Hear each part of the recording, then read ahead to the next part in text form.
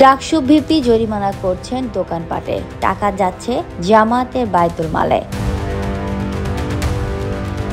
ঢাকা বিশ্ববিদ্যালয়ের মাস্টার দা সূর্য সেন হলের ভিপি আজিজুল হকের কর্মকাণ্ডের কড়া সমালোচনা করেছেন বিএনপির সিনিয়র যুগ্ম মহাসচিব রুহুল কবির রিজভী।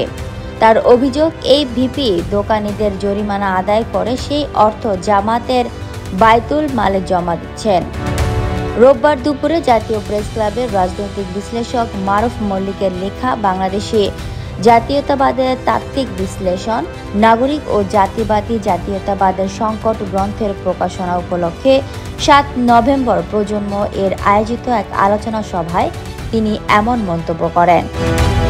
এ সময় রিজভী প্রশ্ন তোলেন, ডাকসুর ভিপিকে কি ম্যাজিস্ট্রেসি পাওয়ার দেওয়া হয়েছে? বিশ্ববিদ্যালয়ের দোকানপাটে জরিমানা আদায়ের ক্ষমতা কি তার রয়েছে? অথচ তিনি জরিমানা করছেন আর সেই টাকা যাচ্ছে জামায়াতের বায়তুল মালে। এটা কোন ধরনের বিষয়? তিনি আরো বলেন, বিশ্ববিদ্যালয়ে ভিপির দায়িত্ব হচ্ছে জ্ঞান চর্চার পরিবেশ নিশ্চিত করা, অথচ এখন দেখা যাচ্ছে তিনি দোকানপাট থেকে টাকা নিচ্ছেন। আমি নিজেও ভিপি ছিলাম, আমরা কখনো বিশ্ববিদ্যালয়ের দোকানদারি দেখিনি, এটা কর্তৃপক্ষের কাজ। গত ১২ সেপ্টেম্বর সূর্য সেন হলের এক দোকানিকে টেস্টিং সল্ট রাখার অভিযোগে ৩,০০০ টাকা জরিমানা করেন ওই হলের ভিপি আজিজুল হক। পরে ১৪ সেপ্টেম্বর তিনি ক্যান্টিন মালিককে খাবারের মান উন্নত করতে ১৫ দিনের সময়সীমা দেন। এছাড়া কর্মচারীদের পোশাক নিয়ে ক্যান্টিনে হস্তক্ষেপ করায় সামাজিক যোগাযোগ মাধ্যমে তাকে ঘিরে সমালোচনা শুরু হয়। ওইসব বিষয়ই রোববার দেওয়া বক্তব্যে রিজভী আরও বলেন, বিশ্ববিদ্যালয় এতিমখানা নয় যে খাট ডাইনিং টেবিল সরবরাহ করা হবে। ডাকসুর দায়িত্ব ছাত্রদের দাবি দাওয়া নিয়ে উপাচার্যের সঙ্গে বার্গেনিং করা, খাট বা আসবাবপত্র বিতরণ করা নয়। অথচ এখন হলগুলোতে লোহার খাট দেওয়া হচ্ছে, ডাইনিং টেবিল বসানো হচ্ছে।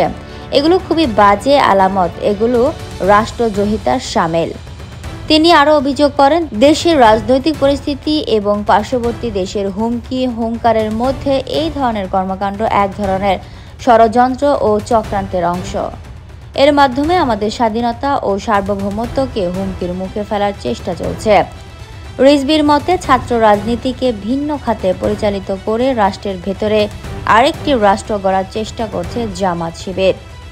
বিএনপির এই সিনিয়র নেতা সরকার ও গণমাধ্যমকে উদ্দেশ্য করে বলেন, বালু মহাল পাথর লুট কিংবা নারী ঘটিত ঘটনায় জামায়াতের নাম এলেও সেগুলো প্রচার হয় না, বরং নানা কায়দায় বিএনপির বিরুদ্ধে অপপ্রচার চালানো হচ্ছে।